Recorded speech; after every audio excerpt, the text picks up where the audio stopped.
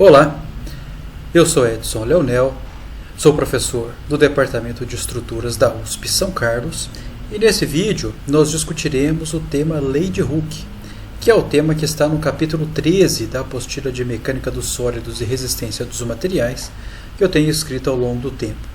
Se você quiser uma cópia gratuita dessa apostila, basta me encaminhar uma mensagem nesse endereço de e-mail que está na sua tela. Nos vídeos anteriores, nós discutimos com bastante detalhes, a parte de tensões e deformações médias. Então vimos que as tensões são a grandeza que melhor descreve a maneira com a qual as tensões, as forças internas são transmitidas por meio do material que compõe os elementos estruturais e os elementos estruturais compõem a estrutura. Da mesma maneira, vimos que os corpos, sejam eles deformáveis, quando são submetidos a carregamentos externos, eles mudam a sua forma, ou seja, eles sofrem um processo que nós chamamos de deformação. Então, o que é importante destacar aqui é que nós temos um mesmo mecanismo que gera esses dois caras aqui, essas duas variáveis. Então, nós temos com um conjunto de carregamentos externos que gera, o carregamento externo gera os esforços internos, os esforços solicitantes, e os esforços solicitantes geram as tensões. E ao mesmo tempo que o carregamento externo é aplicado, ele provoca no corpo uma mudança na sua forma, ou seja, ele gera também o que nós chamamos de deformações. Então, como o mecanismo é o mesmo, é intuitivo nós pensarmos que deve haver uma conexão ou uma maneira de nós juntarmos as tensões às deformações, ou uma maneira de nós associarmos essas duas grandezas.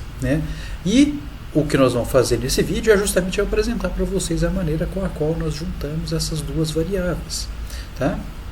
Para motivar um pouquinho o assunto, eu gostaria que nós lembrássemos um pouquinho lá de quando fazíamos laboratório de física e que vocês certamente fizeram esse experimento que está aí na tela de vocês, que é o experimento da molinha.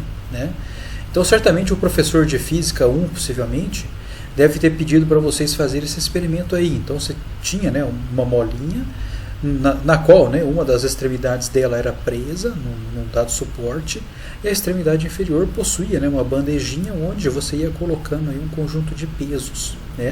Então, o objetivo do experimento era o quê? Que nós medíssemos qual era o deslocamento da mola para o nível de carregamento, ou o nível de pezinho que você colocava na extremidade dela. Depois disso, com base nesses pares de deslocamento e também de força, o que acontecia? A gente conseguia calcular, fazer uma regressão linear, no caso particular, e nós obtínhamos a relação entre o pezinho ou a forcinha aplicada e também o deslocamento gerado por essa forcinha. E aí nós chamávamos a esse fator da regressão, ou o parâmetro que ajustava o deslocamento à força aplicada, de constante de mola. Então, com isso a gente estudava lá nos laboratórios de física o princípio da lei de Hooke, onde F é igual a K delta, onde a força aplicada axialmente ela é proporcional ao deslocamento observado na mola por meio de um parâmetro de rigidez, que é dado como módulo de Young ou rigidez da mola, como vocês assim preferiam. O que acontece é que nós podemos estender um pouquinho essa relação para o que nós estamos estudando aqui. Ou seja, nós podemos estudar esse experimento ou mesmo esses parâmetros elásticos do material para poder fazer a associação entre as tensões e também as deformações. Então, para isso, uma maneira muito simples de se fazer isso aí é por meio de um ensaio de tração uniaxial, no qual nós podemos empregar de forma bem simples aqui esse mecanismo, esse aparelho de ensaio, que é composto simplesmente por duas garras, e entre aqui as duas garras nós posicionamos o corpo de prova, que ele é usualmente um corpo de prova cilíndrico. E aí o que esse equipamento aí faz? Ele puxa mesmo, nós fixamos uma das extremidades do corpo de prova na garra inferior, e a garra superior é responsável por fazer a tração ou por impor o carregamento trativo no corpo de prova. Tá bom? Então, o que nós podemos medir desse ensaio de tração uniaxial? Que é muito semelhante àquele ensaio da molinha que nós vimos no ensaio anterior. Então, olha, nós sabemos, através da leitura desse equipamento de ensaio, aí, ó, nós sabemos qual é a força, né, ó, que a garra está impondo sobre o corpo de prova. Então, com isso, né, ó, se eu sei qual que é a força que a garra está impondo sobre o corpo de prova, eu sei facilmente aqui qual que é a força normal que é transmitida, né, ao longo do corpo de prova, tá certo? Que é exatamente igual a essa força aplicada pela garra. Se eu dividir essa força normal pela área da seção transversal inicial do corpo de prova, eu tenho que a tensão normal média que é transmitida por meio do corpo de prova. Tudo bem? Além disso, né, eu consigo também, através da medição do próprio deslocamento da garra, ou se eu quiser uma medida um pouquinho mais precisa, eu posso colar aqui, ó, no corpo de prova um equipamento de medida de deslocamento, né, que nós chamamos ele de transdutor, né, é um deles, por exemplo. Então nós conseguimos calcular qual é o deslocamento, né, ou qual é a variação de comprimento do corpo de prova, tá certo? Então eu posso utilizar, né, como eu disse, ou o transdutor ou a própria leitura aqui, ó, do deslocamento da garra, para eu saber qual que é o deltinha, ou seja, qual que é a variação de comprimento do corpo de prova, né? Então, com isso, se eu pegar essa variação de comprimento e dividir pelo comprimento inicial do corpo de prova, eu tenho quem? A nossa deformação normal, tá bom? Então, se eu conseguir, né, ó, traçar, né, para cada instante de tempo, né, onde eu souber a força aplicada e eu souber também qual que é a variação do corpo de prova, eu terei conhecimento, ou eu conseguirei calcular os parzinhos, né, de tensão normal e deformação normal. E com isso eu consigo construir um gráfico, tá? E dessa maneira nós conseguimos, né, entender o que acontece com o material ou com a sua microestrutura interna à medida que esse carregamento imposto pela garra ele aumenta, tá bom? Então, para o caso de um aço que nós chamamos de aço doce, né, que é um aço aí de utilização corrente em engenharia, essa variação ou a dependência, né, entre tensões normais e deformações normais no ensaio de tração uniaxial, ele segue esse padrão, né, do gráfico aí mostrado na tela de vocês, né, no qual nós temos 4 regiões muito bem caracterizadas, tá? Então o que acontece, né, ó, no início do ensaio é que tanto tensão quanto deformação são nulas, né? Então, ou seja, o primeiro pontinho aqui de ponto de start, né, o ponto de início da análise, ele é no 0, 0. E aí a medida, né, ó, o que nós observamos é que à medida que a garra impõe o carregamento trativo no corpo de prova, né, a tensão normal, ela cresce, né, de maneira linearmente proporcional às deformações normais, tá? Então o que caracteriza o que nós chamamos aqui de região 1, que é também chamada de região elástica, tá bom? Então o que é mais legal é que essa dependência aqui ela é linear até um ponto aqui, ó, que nós chamamos de limite de proporcionalidade, tá? Então que esse ponto aqui, ó, ele é muito próximo, esse limite de proporcionalidade, ele é muito próximo, certo? Do ponto limite aqui, ó, da interface, né, entre os domínios 1 e 2, que é o que nós chamamos de tensão de escoamento ou limite de escoamento, tá? O que caracteriza essa região elástica? Olha, o que caracteriza ela é que, primeiro, neste trecho as tensões são diretamente proporcionais às deformações, né, até um nível de tensão igual ao limite de proporcionalidade. E o mais importante é que se o corpo, né, ele estiver na região elástica, se eu vier a remover esse carregamento aplicado ao corpo de prova, ele retorna à sua configuração indeformada, tá? Então isso é algo de extrema importância, né, essa informação para a gente. Por quê? Porque é do nosso interesse projetar as nossas estruturas para que elas possuam essa característica, né, a característica na qual eu tenho uma manufatura, certo? Então, em cima dessa manufatura, que pode ser, né, um equipamento eletrônico, um avião, um navio, ou mesmo um prédio, uma estrutura civil.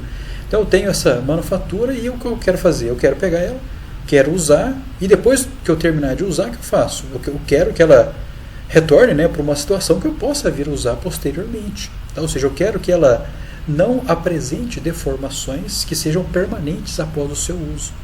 Tá? Então essa característica de que após removido o carregamento, o corpo retorna à sua situação inicial sem deformações permanentes, é uma característica que nós desejamos nos nossos projetos estruturais. Tá bom?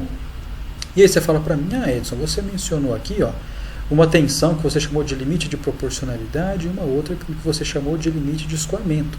Então, qual que é a diferença entre elas e por que elas estão aí? Muito simples. Então, ó, o que acontece é que as tensões e deformações no regime 1, elas são linearmente dependentes, então, ou seja, as tensões elas crescem linearmente ao crescimento das deformações do seu ponto inicial até esse limite de proporcionalidade, essa tensãozinha aqui que eu estou chamando de limite de proporcionalidade. Aqui, ó, entre o limite de proporcionalidade e a tensão de escoamento, né, que a tensão de escoamento é o pontinho aqui que faz a interface entre os domínios 1 e 2, tá? O que acontece é que nesse intervalinho aqui, entre essas duas tensões, o material ele ainda possui a capacidade de se deformar sem ser permanente, né? Ou seja, sem apresentar deformações permanentes, ou seja, entre essas duas tensões o material ainda ele é elástico, tá? Então, ou seja, nesse trecho o corpo se deforma, tá? E se eu remover o carregamento ele volta para a sua configuração inicial. No entanto, nesse trechinho aqui, ó, a dependência entre as tensões e as deformações ela não é exatamente linear, tá? Esse ponto aí, ele se arqueia ligeiramente, tá? Então a gente marca esse pontinho aqui justamente para isso, né? Para demonstrar que dele para trás a dependência entre tensão e deformação ela é linear mesmo, tá? E que entre a tensão limite de proporcionalidade ou a tensão de proporcionalidade até a tensão de escoamento, o corpo ele ainda possui essa propriedade elástica. No entanto, tá? A dependência entre tensão e deformação não é exatamente linear, tá? Existe um pequeno arqueamento aqui, tá certo? Uma coisa que é interessante é que em se tratando de ensaios experimentais é muito difícil a gente determinar com exatidão essa tensão aqui, esse limite de proporcionalidade. Tá? Então, o que a gente consegue capturar com uma precisão legal nos ensaios é a tensão de escoamento. Tá bom? Então, o que as normas recomendam e que muitas pessoas fazem é considerar esse limite de proporcionalidade como uma proporção, certo, da tensão de escoamento. Então, é muito usual para aços a gente simplesmente assumir que o limite de proporcionalidade seja 95% do valor da tensão de escoamento. Tá? Tudo bem? Tranquilo? Então esse trecho aqui, ó, eu estou destacando aqui porque ele é um trecho muito curtinho e que para diversas aplicações, e inclusive para fins práticos mesmo, nós usualmente assumimos que o comportamento nesse trechinho aqui ele continua sendo elástico linear, porque ele é muito pequeno, tá? A extensão dele aqui ele é muito pequena. Tá bom? Tranquilo? Então, o que acontece daqui em diante? Tá? Ou seja, o que acontece se eu continuar carregando o corpo, tá? E a tensão, ou melhor dizendo, né, se as deformações impostas ao corpo superarem esse limite elástico aqui, e aí eu invadir aqui a região 2, que nós damos o nome de escoamento. Tá? O que acontece nessa região aqui? Ó? E por que na região 2 tá, o corpo parece aumentar a sua deformação de forma muito intensa para um pequeno aumento aqui, ó, na sua tensão. Tá? O que acontece aqui? Ó? Olha, como esse gráfico, né, essa variação aqui representa bem o comportamento mecânico de aços doces particularmente, né, no qual a microestrutura interna ela é bem organizada e bem fechadinha, tá? O que acontece é que apesar disso, né, ou seja, apesar do material ele obedecer, né, ou ele ser submetido aí a um processo de manufatura razoavelmente bem controlado, né, e com isso, né, a sua microestrutura interna ela ser razoavelmente bem organizada, o que acontece é que por mais bem controlado que seja esse processo, ainda existirão pequenos vazios, né, ou cristalzinhos não perfeitamente alinhados um com o outro, tá, durante o processo de manufatura. Então o que acontece é que a partir de um determinado nível de tensão e a partir de um determinado nível de deformação, esses vazios que existem aí na microestrutura do material, eles desaparecem pelo fato dos cristalzinhos, né, que compõem o material, eles escorregarem um em cima do outro. Tá? Então o que acontece nesse trecho 2 aí, ó, é que as imperfeições inerentes, né, à organização da microestrutura, elas começam a desaparecer. Tá bom? Então o que acontece nesse ponto aí é que os cristalzinhos, né, que porventura aí estão aleatoriamente distribuídos aí na microestrutura interna da malha, eles escorregam para encontrar uma posição, né, mecanicamente mais estável. Tá? Então por isso que existe aqui nós chamamos realmente de escoamento, né? É como se o material escoasse, né? Os cristalzinhos escorregassem uns sobre os outros, tá? De tal maneira a rearranjar a microestrutura interna do material. Tá? Então é isso que acontece aqui. Ó. Então por isso nós observamos claramente, né, ó, um aumento expressivo da deformação para um nível pequenininho de tensão, pelo fato de existir essa acomodação interna. Tá bom? O que acontece depois disso, o que acontece depois dessa acomodação interna, é que o material ele é capaz de suportar um nível de tensão, sabe, que é maior do que a tensão de escoamento, tá? Que é ao qual, né, a tensão de escoamento que divide aqui os trechos 1 e 2. E por que isso acontece? A explicação é muito simples, né, ó. Se nós lembrarmos que no estágio 2, aqui, ó, na região de escoamento, a microestrutura do material sofreu uma acomodação, ela se tornou mais compacta. Tá? Se ela se tornou mais compacta, né, então ela existe, né, um melhor rearranjo da microestrutura interna do material, e aí, né, ele é capaz de suportar um nível de tensão maior. Tá bom? Então isso aí caracteriza, né, o trecho 3, que nós chamamos ele de endurecimento, ou popularmente aí do inglês de hardening, tá? Que é o trecho onde o material ele suporta, né, um nível de tensão superior devido, tá, ao seu rearranjo interno, o rearranjo da sua microestrutura. Tudo bem? Esse aumento de tensão, né, em decorrência do aumento da deformação, por isso que se chama endurecimento, né, ou hardening, ele vai até um ponto que nós chamamos de limite de resistência, ou seja, que é a maior tensão de ruptura, que é a máxima tensão que o material suporta, tá bom? A partir daqui, se eu continuar impondo, né, carregamento e fazendo com que o material se deforme, o que acontece é que nós entraremos num trecho, que é o trecho 4, que nós chamamos de estricção, que é o trecho a partir do qual o material ele começa a perder coesão. Então, ou seja, os cristalzinhos que compõem o aço, eles começam a se desconectar uns dos outros, até chegar a um ponto onde aquele corpo de prova cilíndrico, né, tracionado pelas barrinhas, aí se separa em dois, tá? Em um determinado ponto aí, tá? No qual as microfalhas internas são mais preponderantes, né, ou são mais visíveis, né, ou possuem uma maior densidade de vazios. Tudo bem? Tranquilo até aqui? Então, ó, o que eu queria também chamar a atenção, que eu não falei até aqui, é que no trecho 1, eu já até bati bastante na tecla, né, de que é a região elástica, né, é a região na qual o corpo, né, se carregado, nós vamos observar o surgimento de tensões e também de deformações, mas que depois de removido o carregamento, né, o corpo ele volta para a sua configuração inicial indeformada. Nos trechos 2, 3 e 4, isso não acontece, tá bom?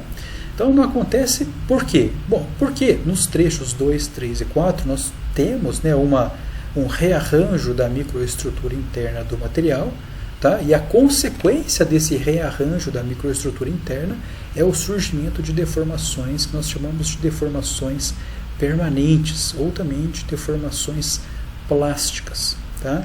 Então essas deformações permanentes não é do nosso interesse que elas apareçam nos nossos projetos, tá bom? E a explicação é simples, né? Nós não queremos utilizar a manufatura e que após o seu uso ela fique deformada permanentemente, tá bom? Então nós não queremos, por exemplo, né, se nós pensarmos numa edificação, num prédio, por exemplo, que depois, né, de você dar uma festa no seu apartamento, que a laje sobre a qual você e seus convidados estavam, que ela fique com uma barriga grande, né, ou seja, uma deformação permanente. Nós não queremos isso, né? Nós queremos o quê?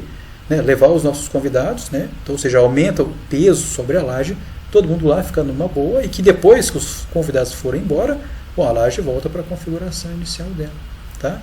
O mesmo vale para um automóvel, né? Se um automóvel estiver andando aí, rodando numa estrada, e você sem querer passar num buraco, nós não queremos lá que o monobloco dele fique, né, torto lá, ou empenado com uma deformação permanente. Isso não é do nosso interesse, tá? Então isso aqui tem um apelo muito interessante para o fato de que nós devemos projetar as nossas estruturas especialmente para trabalhar no regime 1, no regime elástico linear, tá bom? Tranquilo até aqui? Então isso aí confere para a gente, né, a possibilidade do material ele ser utilizado várias vezes, né, e consequentemente a manufatura ser utilizada várias vezes para a finalidade para a qual ela foi pensada. Tudo bem? Tranquilo até aqui? Fácil, né? Ó. Eu costumo brincar que esse gráfico aí, ó, também tem que refletir a vida pessoal de vocês, tá? Porque vocês são excelentes, né, pessoas, excelentes estudantes e serão excelentes engenheiros. Mas a nossa obrigação aqui como professor é tirar vocês do regime elástico, tá? Então, assim, o que acontece aqui, ó, se eu ficar aqui, bom, falando tranquilo, falando superficialmente sobre as coisas, eu vou estar apresentando para vocês, né, ou vou estar alongando vocês ou impondo uma deformação que cabe, né, dentro do conhecimento de vocês. Então, vocês vão estar na zona de conforto e a tensão a qual vocês estarão submetidas é menor, tá, do que a tensão de escoamento, tá? Ou a capacidade de vocês. O que nós temos que fazer é discutir os assuntos, né, com uma profundidade razoável, de tal maneira, né, a que vocês sejam capazes de suportar um nível de tensão maior, ou seja, vocês sejam capazes de estender o conhecimento de vocês, mas para isso, certo? Vocês precisam ser capazes de rearranjar a sua microestrutura interna, né? Vocês têm que mudar a maneira na qual vocês devem pensar sobre vocês mesmos, né? Então, o conhecimento ele é extremamente poderoso e não sou eu, Edson, que sou responsável por enfiar esse conhecimento na cabeça de vocês, né? Eu talvez tenha um pouquinho mais de experiência no assunto e falo aqui com a profundidade necessária para vocês entenderem. Mas se vocês, né, somente verem esse vídeo e não forem lá na apostila ler, não fizeram as listas de exercício, né, então isso significa que vocês vão ficar aqui, ó, na zona 1. Tá? Então o que eu peço muito é que vocês, toda vez que vocês forem estudar, lembrem desse gráfico aí, ó, tá? Lembra dessa ilustração para mostrar, né, de que vocês devem estudar por si próprios. Vocês são os agentes responsáveis pelo crescimento, tá, e aprimoramento de vocês mesmos. Tá bom? Joia. Então, outra coisa que eu gostaria de comentar aqui é que esse gráfico aqui, ó, dado pela curva cinza claro, né, ou seja, que possui uma reta aqui, né, entre o zero até o limite de proporcionalidade, um pequeno arqueamento até a tensão de escoamento, né, esse trecho reto, e depois esse trecho de baixo aqui, ó, no qual nós temos um crescimento, um hardening, um endurecimento do material até o limite de resistência, e depois essa queda. Esse gráfico ele é obtido considerando as expressões que nós mostramos ali no slide anterior, ou seja, a tensão ela é calculada pela força da garra dividida pela área inicial da seção transversal do corpo de prova, e a deformação ela é dada, né, pela mudança de comprimento do corpo de prova dividido, certo, pelo seu comprimento inicial. Tá? Então isso aí gera o que nós chamamos de curva tensão deformação convencional, ou curva tensão deformação de engenharia. Tá? No entanto, é importante que nós tenhamos em mente que a partir do momento, né, onde o corpo começa a se deformar demais, a seção transversal da barra ela não vai ser mais muito parecida com o valor da seção transversal inicial. Tá? Então se nós alongarmos, né, um corpo de prova cilíndrico, o que acontece com a seção transversal desse carinha? Ele diminui. Tá? Então, se você pensar aquele A0, que eu calculo a tensão, né, onde a tensão ele é o F sobre A0, aquele A0 ele não pode ser mais tão parecido com o A0 inicial. Tá certo? Então, isso aí, ó, se eu for atualizando, né, o valor da área pela área real em cada instante de tempo, eu vou observar esse gráfico aqui, ó, é gerado por essa curva aqui de cima, tá? Que eu estou chamando aqui de curva tensão deformação real, né, que causa aqui uma tensão de ruptura real. Tá? Então, por que essa tensão aqui, ó, tensão de ruptura linha, ela é maior do que essa tensão de ruptura convencional, aqui, que eu estou chamando de sigma rup? Tá? Simplesmente pelo fato, né, de que nesse ponto, ou seja, para esse nível de deformação, a força é a mesma nos dois casos, né? A força normal é a mesma nos dois casos. No entanto, a área da seção transversal, para o caso real, aqui, ó, ou seja, a área pela qual eu vou dividir a força para encontrar a tensão, para o caso real ela é bem menor do que para o caso convencional nosso aqui. Então, por isso que a tensão de ruptura real ela é maior do que essa ilustrada aqui embaixo. Tá bom? Então, esse cara de cima aqui, ó, é importante que nós saibamos que isso acontece, mas que para as nossas aplicações reais é suficiente que a gente conheça aqui essa curva tensão-deformação convencional. Então, ou seja, aquela calculada considerando os parâmetros iniciais da análise, ou seja, a área da seção transversal inicial e também o comprimento do corpo de prova inicial. Tudo bem?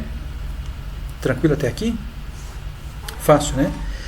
Além disso, além do fato de que na região 1 nós temos a possibilidade do material ser elástico linear, ou seja, ele voltar à sua configuração inicial após a remoção dos carregamentos, isso também acaba colaborando para o fato de nós fazermos a nossa análise em regime de pequenos deslocamentos. Tá? Porque normalmente, se você tem uma estrutura submetida a essa condição, a condição de pequenos deslocamentos, ela usualmente estará também nessa região elástica. Tá? Então, ou seja, as estruturas que não possam ser classificadas nessa categoria de pequenos deslocamentos, elas estão mais susceptíveis a escapar dessa região 1. Tá? Então, isso aí acaba que é algo que também faz com que, em casos reais, as teorias que nós aplicamos aqui, ou melhor dizendo, as teorias que nós aplicamos e que assumem esse conjunto de simplificações, ele se adequa bem às condições mecânico-materiais às quais a estrutura vai estar submetida. Tudo bem? Ótimo, muito bom. Bom, isso que nós discutimos vale para o material do tipo aço doce, que é um aço aí de utilização corrente em engenharia. Mas, se a microestrutura interna do material mudar, nós poderemos ter outros tipos de comportamento, como é o caso aqui, por exemplo, de um material dúctil qualquer, que pode ser também uma liga de alumínio, por exemplo, ou qualquer outro tipo de liga que possui esse comportamento que é semelhante, ou seja, nós temos aqui ainda um trecho que ele é elástico linear, e depois um trecho aí de hardening até um ponto de ruptura, ou mesmo um material hiperelástico, como borrachas, onde o comportamento é consideravelmente complexo, a dependência aí entre tensões e deformações. Então acaba que você tem um comportamento do material para uma dada faixa de variação das deformações. Tudo bem? E, além disso, eu gostaria de chamar a atenção de vocês para um gráfico particular, que é esse que está ilustrado aqui na tela de vocês, que representa de forma adequada o comportamento o mecânico ou a dependência entre tensões e deformações de um material não homogêneo de utilização grande na engenharia de estruturas, que é o concreto. Tá? Então, o concreto ele tem um comportamento que ele é razoavelmente não linear. Tá? Então, nós usualmente dizemos que quando a gente comprime um corpo de prova aí, composto de concreto, ele vai ter um comportamento efetivamente elástico linear até aí uns 30% da sua carga de ruptura ou da sua carga que leva à tensão crítica de colapso.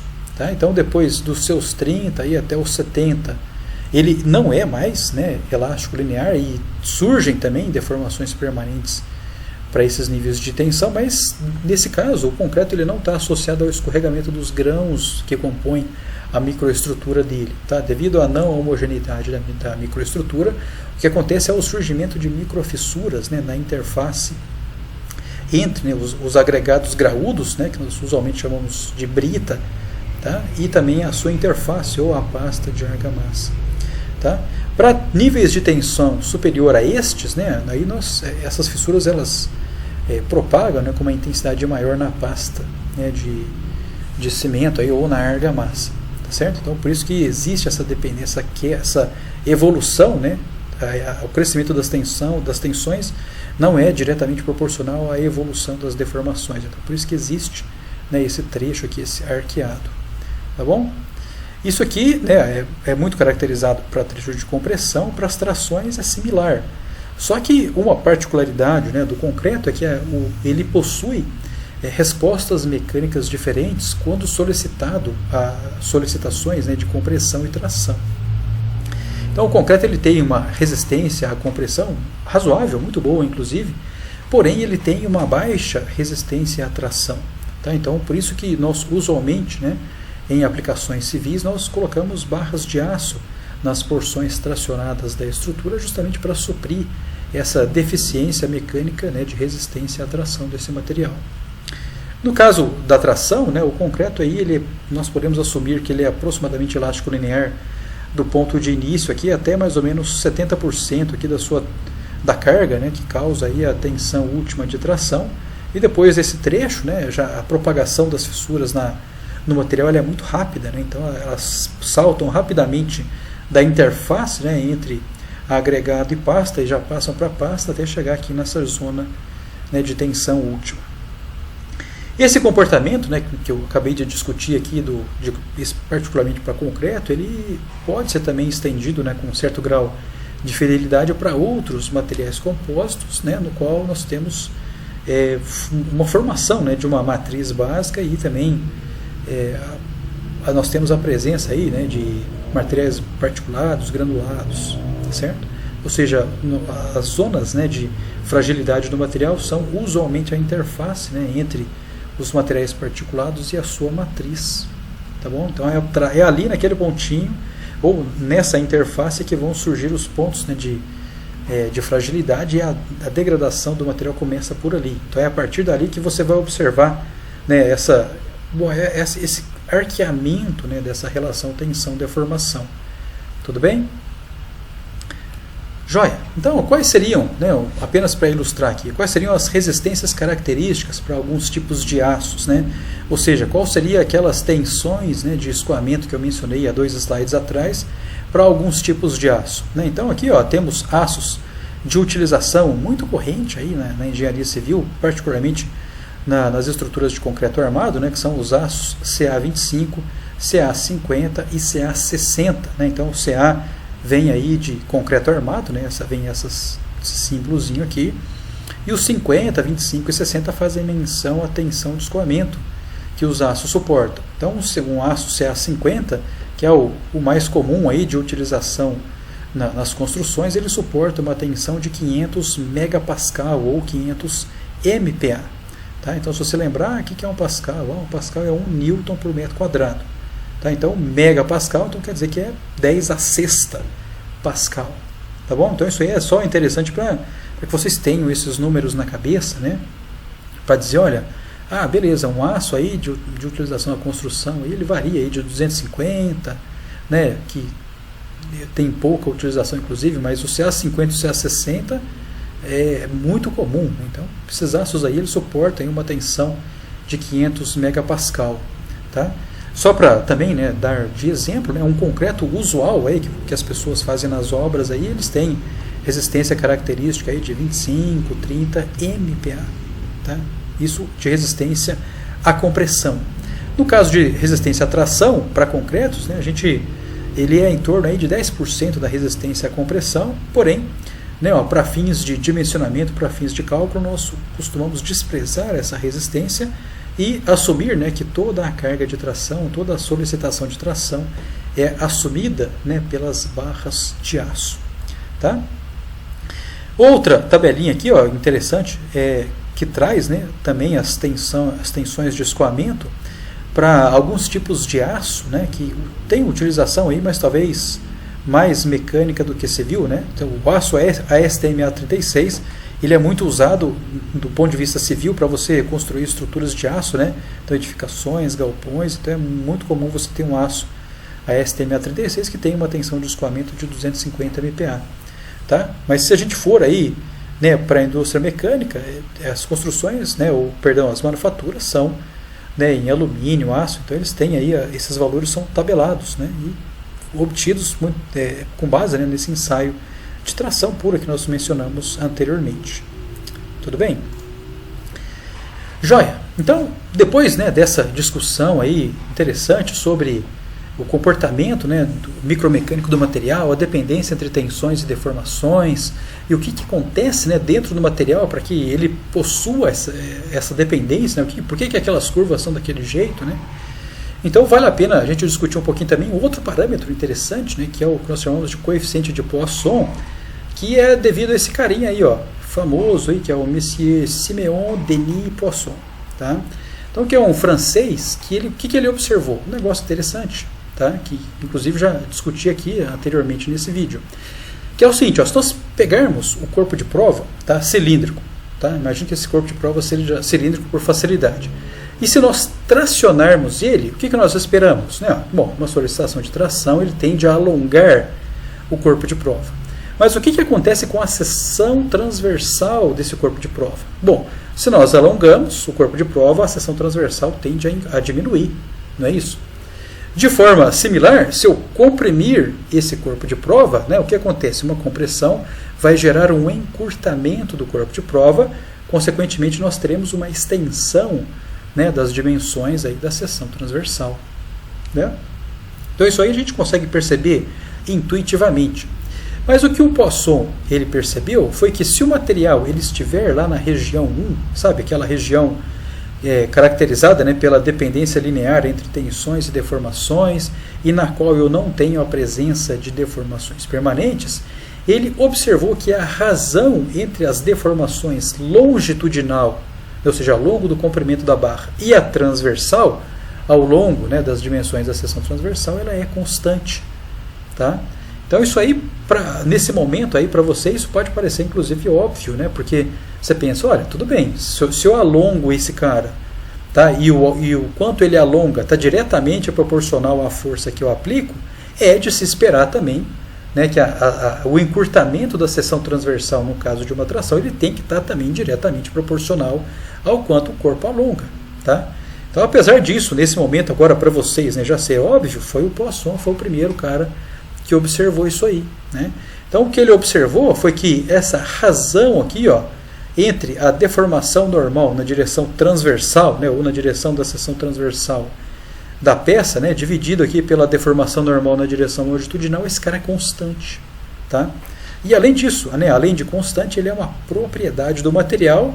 Ó, claro, né, se o material ele estiver obrigatoriamente contido, né, lá no regime 1 ou no regime elástico.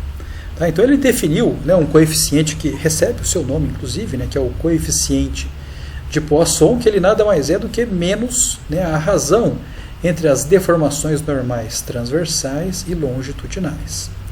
Tá? Então esse cara aqui, ó, só para vocês terem uma ideia, né, para o aço, por exemplo, o coeficiente de Poisson ele é em torno de 0,3. Tá? Para o caso de concretos, né, o coeficiente de Poisson ele varia de acordo com a composição do concreto, né, de acordo com a composição da microestrutura, né, se tem mais ou menos britas, se as britas são maiores ou menores. Mas o que acontece é que no concreto esse coeficiente varia aí de 0,15 até 0,23 por aí. Tá bom? Tranquilo? Então nesse caso, né, o que ele observou foi que no caso de tração, né, esse alongamento que o corpo sofre, né, que é dado aqui pelo esse delta sobre 2 mais delta sobre 2, tá? Se eu dividir isso, cara, pelo comprimento, esse cara me dá a deformação normal na direção longitudinal, e se a deformação normal na direção transversal ela é dada simplesmente, né, se eu tomar aqui essa contração de raio, ou contração de diâmetro aqui, ó, que eu estou chamando de delta linha, então se eu dividir esse cara pelo raio, né, então eu vou ter o que nós chamamos de deformação normal na direção transversal, e se eu pegar, né, ó, 2 vezes delta linha e dividir pelo diâmetro da seção transversal, vai dar a mesma coisa, né, vai continuar dando a deformação normal na direção transversal. Tá? Tranquilo até aqui? Então essa razão aqui ela é uma constante e é dada, né, recebe o nome aí de coeficiente de Poisson. Legal até aqui? Então vamos, né, chegar aí no ponto alto aí da aula, que é a definição do que nós chamamos de lei de Hooke. Tá? Então lembra lá no segundo slide do vídeo de hoje, né, onde nós discutimos, né, a lei de Hooke, lá por causa das molinhas, né, onde você tinha força igual a K delta, e aí você calculava o Kzinho, etc. Aqui a ideia é semelhante, né, só que nós vamos calcular essa rigidez agora não mais com base em força e deslocamento, mas com base em tensão e deformação. Tá? Então se eu calcular aqui, ó, a tangente dessa reta, ela vai me dar um parâmetro que nós chamamos ele de módulo de elasticidade, ou módulo de Young, que nós damos a ele, né, a nomenclatura de um E maiúsculo, e que esse cara é quem faz a relação entre as tensões normais e as deformações normais. Tá?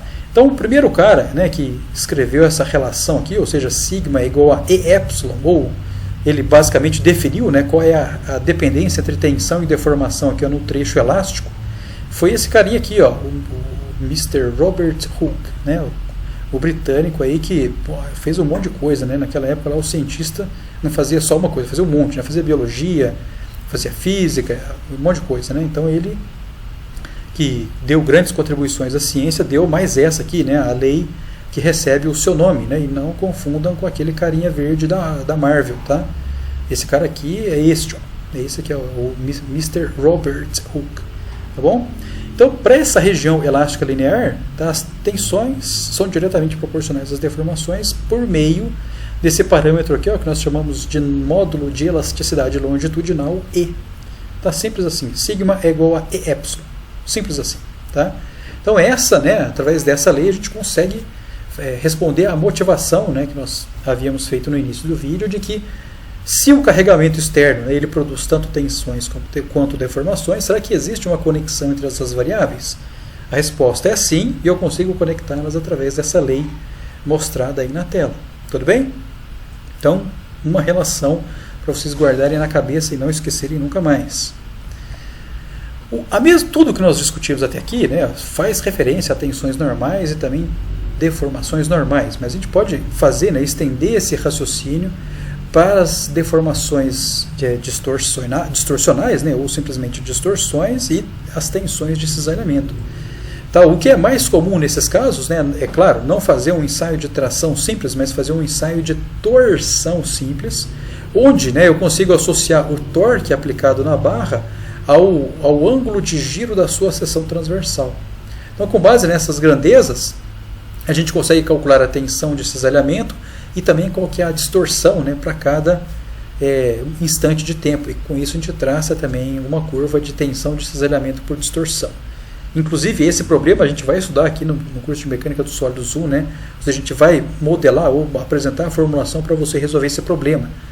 Determinar as tensões de cisalhamento e também as distorções para um eixo submetido à torção simples.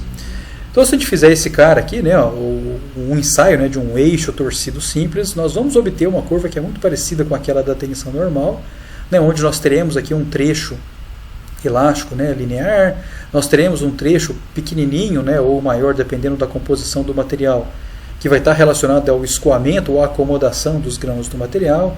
Em seguida, nós teremos o trecho de hardening, né, ou de encruamento, e, por fim, um trecho de estricção, né, no qual o corpo efetivamente começa a perder a coesão entre as suas partículas e aí acontece a ruptura. De novo, né, aqui nós conseguimos caracterizar de forma bem clara um trecho onde a dependência entre as tensões de cisalhamento e as distorções é linear, e aí a gente consegue escrever, né, para esse comportamento e para essa região, tá, que a dependência entre as tensões de cisalhamento ela conforme observado experimentalmente, diretamente proporcional às distorções, e além disso, né, ela é dada por um parâmetro que nós chamamos de G, que é o módulo de elasticidade transversal, que ele é a tangente, né, dessa reta. Tá bom? No caso de tensão de cisalhamento é tudo muito parecido, né? Ou seja, se o material ele está nos regimes 2, 3 e 4, tá, vai existir uma acomodação da microestrutura interna do material e, consequentemente, existirão deformações permanentes, que é o que nós não queremos que aconteça na estrutura. Tá?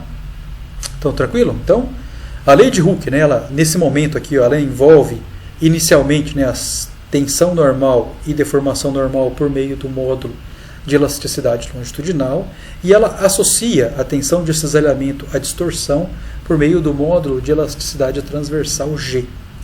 Tá? Então, isso aí é a lei de Hooke nesse momento. Quero enfatizar que a gente vai voltar nesse assunto, tá? Ou seja, de lei de Hooke, de relação constitutiva, lá para frente, lá no capítulo 25. E aí a gente vai envolver, né, a análise mais complexa, né, envolvendo mais componentes de tensão. Mas nesse momento do curso é suficiente, né, que a gente conheça, né, a dependência única, né, ou seja, tem uma única tensão normal que se associa exclusivamente a uma única deformação normal e uma única tensão de cisalhamento que se associa exclusivamente a uma única distorção. A gente vai ver que essas duas relações, que nesse momento eu estou chamando aqui de lei de Hooke, elas são relações suficientes para a gente estudar, né, os problemas aqui de Mecânica dos Sólidos 1. Mas quando a gente for lá para a Mecânica dos Sólidos 2, a gente vai estender um pouquinho esse raciocínio para a gente resolver problemas um pouquinho mais complexos. Tá certo? Então, lembre-se sempre, né, que isso que eu estou mostrando aqui agora, ele é apenas, né, uma parte da verdade, mas é uma parte suficiente da verdade para vocês entenderem o que vocês realmente, né, têm que entender. Então, técnica, né, de ensino aqui nós chamamos de striptease, né, onde, né, assim como a stripper, ela vai tirando a roupa parte por parte, de tal forma que o seu público, né, olhe as partes específicas do seu corpo em cada instante que ela deseja. Então aqui eu faço a mesma estratégia. Eu vou mostrar apenas esses caras aqui para que vocês foquem a atenção nisso aqui e que para frente, né, lá no capítulo 25, quando a gente voltar nesse assunto, então vocês já terão um pouquinho mais de maturidade e aí vão entender de forma mais completa, tá, a dependência, né, geral aí de tensões e deformações que nós chamamos de relação constitutiva. Então, ó, nesse momento, né, a gente viu, né, dos ensaios experimentais que as tensões e deformações para o caso elástico dependem, né, de E e de G. Mas existe uma relação entre os dois, que está mostrado aqui, ó, onde o G, que é o módulo de elasticidade transversal, ele é igual ao E, que é o módulo de elasticidade longitudinal, dividido por 2, 1 mais o coeficiente de Poisson. Tá? Então, tendo, né, E e Poisson, a gente consegue determinar o G de forma tranquila através dessa relaçãozinha aqui, sendo que essa relação é mais uma formulinha para vocês gravarem na cabeça. Tranquilo? Então, depois disso tudo, né, vamos fazer um exemplinho aí que começa, né, a juntar os conceitos que a gente viu na aula, nos 2 vídeos anteriores com os conceitos que a gente viu aqui nesse vídeo. Então, nós temos um exemplo aí, ó, que o exemplo diz o seguinte, ó, que nós temos uma barra, certo? Subentende-se aqui que seja uma barra cilíndrica de diâmetro D0, diâmetro inicial igual a 25 milímetros e comprimento inicial de 255 milímetros. Então, é um pedacinho assim. Tá? Mais ou menos do tamanho de um palmo. E que esse corpo de prova, aí, essa barrinha, está submetida a um ensaio de tração simples. Sabendo, né, ó, que uma força de 165 kN, né, ou seja, a leitura da garra, ela alonga o comprimento do corpo de prova de 1,2 milímetros, então determine o módulo de elasticidade longitudinal do material e também a contração do diâmetro da barra. Tá? Então, quais foram os dados aí? Ó? Então, a gente sabe que o G, que é o módulo de elasticidade transversal, ele vale 26 gigapascal e que o limite de proporcionalidade do material ele é 440 MPa. Tá? Depois de determinar esses dois parâmetros, ele pede que a gente verifique, né, o valor da tensão verdadeira atuante. Tá? Para a gente realmente ter consciência de que se esse valor está muito distante do valor inicialmente previsto. Tá? Tranquilo até aqui? Então, primeira coisa, olha só, nós temos o diâmetro inicial, temos comprimento inicial e temos o alongamento, tá, do corpo. Então, a primeira coisa que nós temos que checar é se, com base nessas informações, se o material ele está efetivamente submetido ao limite elástico, né, ou seja, se ele está dentro da região 1. Porque se ele não está dentro da região 1, então não faz nem sentido, né, a nossa análise aqui. Então já existe deformação permanente e aí a nossa análise deveria ser enquadrada, né, em algo bem mais complexo que nós chamamos de análise não linear. Mas o que nós queremos resolver aqui é tudo, né, considerando que o material ele esteja no regime 1, no regime elástico. Então, como nos foi dada a tensão de proporcionalidade, o primeiro passo é calcular se para esse nível de carregamento a tensão atuante ela é efetivamente menor do que o limite de proporcionalidade. Tá? Caso isso aconteça, ou seja, se a tensão ela for realmente menor do que a tensão de proporcionalidade, então a gente consegue calcular a deformação normal de forma muito fácil. Né? Ó, nós temos o alongamento e temos o comprimento inicial. Então basta dividir um pelo outro, temos a deformação normal. E aí, né, se eu já sei o nível de tensão, né, dividindo aí o 165 pela área, né, área do círculo, né, que é com o diâmetro inicial de 25 milímetros, temos a tensão. Basta dividir aí, né, a tensão pela deformação para a gente chegar no módulo de elasticidade longitudinal. Tá? Então o caminho aí ele é bem direto. Depois, né, desse valor, o que a gente precisa saber? Temos que calcular a contração do diâmetro. A contração do diâmetro, nós precisamos obrigatoriamente conhecer a deformação transversal. Tá? E a deformação transversal, a gente consegue chegar nela, né, através da determinação do coeficiente de Poisson. Então, se eu tiver o G e o E, né, através da relação de G igual a E sobre 2, 1 mais Poisson, tiro o coeficiente de Poisson. Se eu já tenho a deformação normal longitudinal, com base, né, na própria definição do coeficiente de Poisson, eu chego no valor da deformação normal na direção transversal, e aí, como já foi dado o diâmetro, já consigo calcular qual é a contração dele. Então o caminho está muito bem pavimentado, né, para a gente resolver esse problema aí. Então o primeiro passo, né, para resolver, de acordo com essa explanação, é calcular qual é a tensão, né, no corpo de prova para aquele nível de carregamento. Então a gente sabe, né, nesse caso, como ele já disse que é uma tração simples, né, eu posso utilizar os conceitos de tensão normal média. Então basta que eu divida, né, a força normal pela área da seção transversal do corpo de prova. Já sabemos, né, que a leitura lá da garra, né, ou a leitura do corpo de prova dada pela máquina lá é uma tração com uma força de 165 kN, e a área da seção transversal é π, né, vezes o diâmetro aqui, que é 25 milímetros, ou 0,025 metros ao quadrado sobre 4, né, π de 2 sobre 4. Quando a gente faz essa continha aqui, a gente descobre, né, que essa tensão ela dá 336.135 kN por metro quadrado.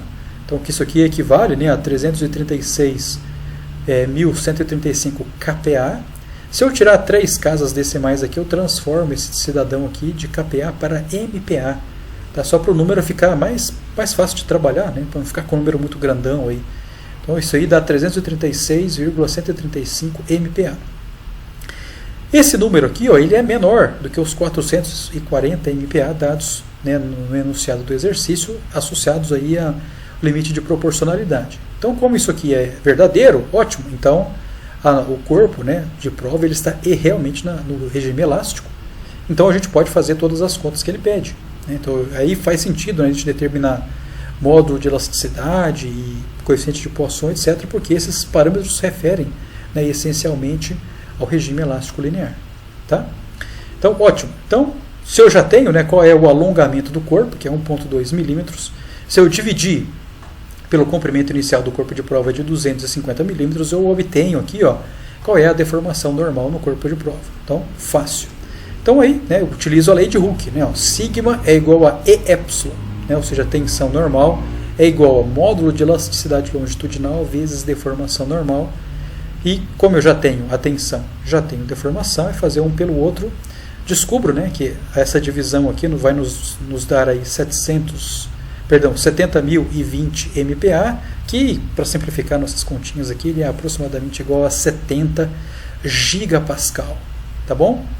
Então, nesse ponto aqui, ó, do nosso desenvolvimento, vale a pena chamar a atenção para um aspecto legal, que nos materiais usuais de engenharia, o módulo de elasticidade dos materiais ele é usualmente descrito em gigapascal, porque ele é um número bem grandão. Tá? E as tensões limites, né, de proporcionalidade e tensão de escoamento, ela é usualmente descrita por megapascal. Né? Então lembra lá dos slides anteriores, né? O CA50 ele é 500 MPa de tensão de escoamento, né? O CA60 600 MPa de tensão de escoamento. Tá? Isso é legal para a gente ir começando a ter ordem de grandeza das coisas. Né? Então, se você se deparar numa aplicação aí, num problema aí na vida real de vocês, onde o módulo de elasticidade seja lá, tipo 60 MPa, opa, então isso aqui é muito pouco, né? Seja um material muito deformável, então não é um material legal, certo? Então é só legal para a gente começar a ter essas ordens de grandeza que fazem muito bem ao engenheiro. Tá? Então, primeira parte do exercício já está resolvida, determinamos aí o módulo de elasticidade longitudinal. Vamos calcular agora a contração do diâmetro. Então, para eu calcular a contração do diâmetro, primeira coisa, calculo o coeficiente de Poisson, depois calculo a deformação normal na direção transversal e com isso calculamos a contração do diâmetro. Tá? Então, para eu calcular o coeficiente de Poisson, como o exercício já deu o G, então basta que eu aplique essa formulinha aqui, ó, G é igual a E sobre 2, 1 mais Poisson. Então, faço a continha, descubro, né, que o Poisson é 0,346, que também é um número puro. Tá bom? Tranquilo até aqui? Fácil, né? Joia. Uma vez conhecido o coeficiente de Poisson, posso aplicar a definição dele, né? Onde o coeficiente de Poisson ele é menos a deformação normal transversal pela deformação longitudinal. Normal também, né? Então é importante destacar, né, que essa definição ela tem o sinal negativo pelo fato dessas deformações elas sempre terem sinais opostos, né? Então, se eu alongar um carinha, a seção transversal dele vai contrair. Né? Então, ou seja, se tem contração, é uma deformação normal negativa, alongamento, deformação normal positiva. Então, esse menos que tem na formulinha aqui, ele existe só para que o parâmetro mesmo, o coeficiente, ele possua sempre sinal positivo. Certo? Então, se eu já sei o coeficiente de Poisson e já sei também qual é a deformação normal na direção longitudinal, faz a continha e descobrimos que a deformação normal na direção transversal é menos 0,00166. Se é uma deformação normal negativa, isso indica o quê? Que existe uma contração, né? Uma diminuição, né? no tamanho. Né? Lembra lá da definição da deformação normal. Né? Variação de comprimento por comprimento inicial, né? Ou comprimento final menos comprimento inicial sobre comprimento inicial. Então, se o comprimento final ele é menor, então esse cara vai resultar, né, numa deformação normal negativa. Tá certo? Então, ó, se eu já sei agora qual é a deformação normal na direção aqui transversal, eu consigo calcular a contração no diâmetro. Né? Então, para isso, basta que eu pegue aqui o nosso delta linha, que eu estou chamando aqui de contração no diâmetro, né, e divida ele pelo diâmetro inicial do corpo de prova, que é 25 milímetros. Tá? Então, é isso aqui, no fundo, né, a definição, né, da deformação normal na direção transversal. Eu poderia calcular também, né, a contração no raio, bastando calcular aqui um D', mas dividindo aqui pelo R0, né, pelo raio da seção transversal. Tá? Então, fazendo aqui essa continha, né, ó, a gente descobre que esse D', ou o quanto o raio da seção, o quanto o diâmetro da seção transversal diminuiu, ele é menos 0,0415 milímetros. Tá? Então, ele é muito pouquinho. Então, se você pensar, né, que o diâmetro inicial ele é 25 milímetros e que após a aplicação do carregamento ele diminuiu de 0,0415 milímetros, então quer dizer, né, que o diâmetro real, o diâmetro atual da seção transversal vai ser quem? Né, o diâmetro inicial de 25 menos essa contração. Tá? Então o diâmetro verdadeiro, ou o diâmetro real, ele é 24,9585 milímetros. Então está vendo que é muito próximo, né, do valor do diâmetro inicial. Tá? Então, olha só, se eu tenho o valor do diâmetro verdadeiro, o que eu posso fazer? Eu posso calcular uma área verdadeira e dividir, né, aqueles 165 kN pela área verdadeira, para eu encontrar uma tensão real. E aí eu posso pegar esse valor de tensão real e comparar com aquela tensão que eu calculei, considerando a área inicial. Tá? Então, é isso que está mostrado aqui nesse slide. Ó. Então, se eu pegar, né, os 165 kN e dividir ele pela área real, ou seja, aquela área, considerando o diâmetro de 25, descontando a contração que ele teve, né, devido à deformação do próprio corpo de prova, né, a gente vai descobrir que essa tensão ela é de 337,263 MPa. Tá? Então vamos comparar essa tensão aqui, ó, com a tensão que a gente tinha calculado inicialmente, considerando a área de seção transversal inicial. Tá? Então, obviamente, né, como a área ela diminuiu um pouquinho, ela sofreu uma contração, é de se esperar que essa tensão seja ligeiramente superior à tensão calculada considerando a área inicial. Então, se eu pegar os 336,135, que é a tensão normal inicial, e dividir ela pelos 337,263, né, que é o valor da tensão real, então, fazendo aqui uma continha de erro, né, 1 menos essa razão, a gente vai descobrir que a diferença de valor entre as duas tensões ela é da ordem de 0,33%. Então, ou seja, era muito pequenininho essa diferença. Então, isso aí justifica, né, ó, melhor dizendo, esse exemplo, na verdade, ilustra para nós, né, o fato de que nós, em aplicações reais, nós podemos utilizar, né, os valores de dimensões de seção transversal em sua configuração inicial indeformada, né. Assim, nós sabemos que o corpo ele vai se deformar e que as dimensões do corpo sofrerão ligeiras mudanças. Mas essas mudanças, como esse exemplo mostra aqui, elas serão tão pequenininhas que não vale a pena, certo? A gente voltar e refazer todo o cálculo, considerando a sua configuração deformada, porque a diferença no resultado final ela é muito pequena. Tá? Então esse exemplo, né, é apresentado para vocês nesse instante justamente para ilustrar esse fato, né, de que nós sabemos que o corpo é deformável, mas todas as contas que nós iremos fazer, todas as dimensões que nós iremos assumir, farão referência à configuração inicial. Tá? Então, justamente por isso, né, porque a diferença entre elas é tão pequenininha que a influência, né, dessa pequena mudança no resultado final ela pode ser desprezível. Né? Então, se você olhar aí, muitas vezes, dependendo do número de casas decimais que você utilizou para fazer a conta, pode ser que o seu próprio erro de arredondamento seja maior do que esse 0,33%. Tá bom? Então, finalmente, para a gente acabar, né, esse vídeo aí, ó, esse tema, né, de relação entre tensões e deformações, ou lei de Hooke, nós vamos retomar ele lá no capítulo 25, lá em Mecânica dos Sólidos 2. Né? Então a gente vai lá na oportunidade, mais para frente, a gente vai mostrar para vocês a lei de Hooke que nós chamamos de generalizada, né? Onde a gente consegue associar, né, aquelas 3 componentes de deformação normal, as 3 componentes, né, de tensão normal e também, né, as tensões de cisalhamento, as distorções. Tá? Então, nesse momento do curso, né, nesse momento aqui da nossa timeline, é suficiente que a gente saiba isso aqui. Tá? Ou seja, de que tensão é igual a E epsilon, de que tensão de cisalhamento é G gama. Isso é suficiente nesse momento. Tá? Mas lembre-se que isso aí a gente vai retomar no futuro. Enquanto isso, né, leia a apostila, resolva os exercícios da lista para que esse conteúdo fique maduro na cabeça de vocês, né, e que vocês tenham segurança desse conteúdo na frente. Tá?